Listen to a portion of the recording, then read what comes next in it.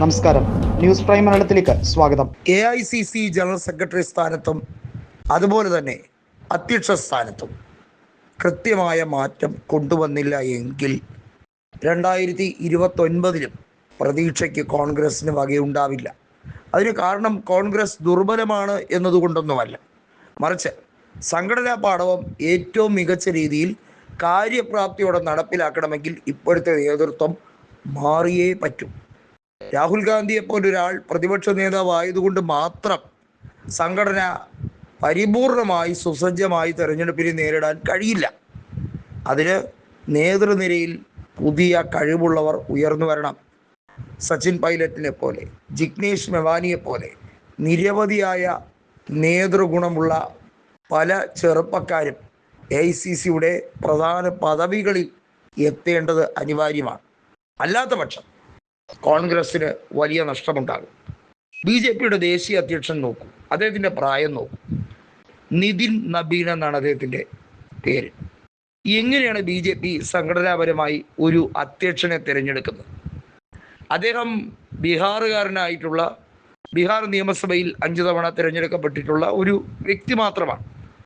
അതിനപ്പുറം അദ്ദേഹം ദേശീയ അധ്യക്ഷനായതിനു ശേഷമാണ് അദ്ദേഹത്തിൻ്റെ പേര് ഈ രാജ്യത്ത് ഉയർന്നു കേൾക്കുന്ന. കാരണം ഈ രാജ്യത്ത് ഭരിക്കുന്ന പാർട്ടിയുടെ ദേശീയ അധ്യക്ഷനാണ് അദ്ദേഹം.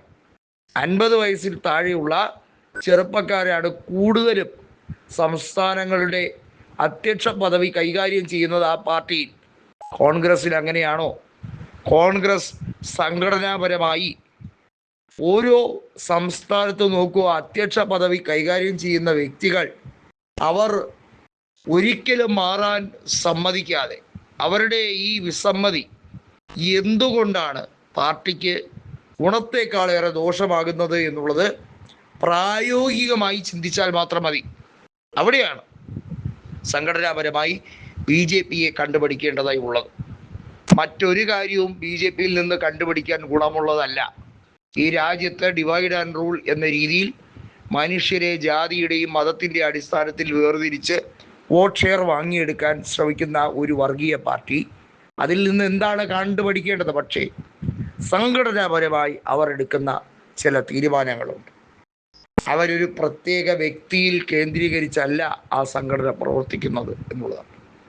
അതാണ് അവർ കൂടെയായി ഉടച്ചു വാർത്ത് ആ പ്രസ്ഥാനത്തെ റിഫൈൻ ചെയ്ത് മുന്നോട്ട് കൊണ്ടുപോകാൻ പോകുന്നത്.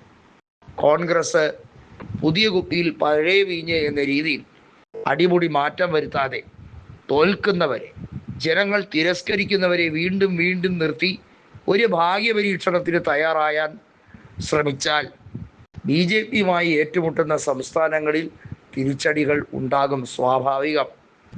ഇപ്പോൾ തന്നെ നോക്കൂ, BJPയുമായി നേർക്കുനേർ പോരാടി വിജയം വരിച്ച ഏത് സംസ്ഥാനത്താണ് കോൺഗ്രസ് ഭരിക്കുന്നത്? കർണാടകയും ഹിമാചലും ഒഴിച്ച്. കേരളത്തിൽ BJPയുമായിട്ടാണോ നേരിട്ട് ഏറ്റുമുട്ടിയത്? BJP കേരളത്തിൽ വളരുന്നുണ്ടോ എന്നുള്ളത് അവിടെ നിൽക്കട്ടെ. പക്ഷേ കേരളത്തിൽ CPIMൻ്റെ നെറികെട്ട ഭരണത്തിന് കൊടുത്ത, 10 കൊല്ലത്തെ തുടർ ഭരണത്തിന് കൊടുത്ത ഏറ്റവും വലിയ അടിയുടെ പ്രയോജനം കോൺഗ്രസിന് കിട്ടിയതാണ്. അതുപോലെ തന്നെയാണ് 9 കൊല്ലം തുടർച്ച ഭരിച്ച് മുടിപ്പിച്ച ചന്ദ്രശേഖർ റാവുവിനെ താഴെ ഇറക്കാനാണ് അവിടെ രേവന്ത് റെഡ്ഡിക്ക് വോട്ട് കൊടുത്തത്. നേരിട്ട് BJP തുടർച്ചയായി ഭരിച്ച് കോൺഗ്രസ് അധികാരത്തിൽ വരുന്ന സംസ്ഥാനങ്ങളുടെ എണ്ണം ചുരുങ്ങിയത് എന്തുകൊണ്ടാണ്? ഈ കടൽ കിഴവന്മാരെ കാരണമാണ്. സംഘടനാപരമായി മാറ്റം കൂടിയേ തീരൂ.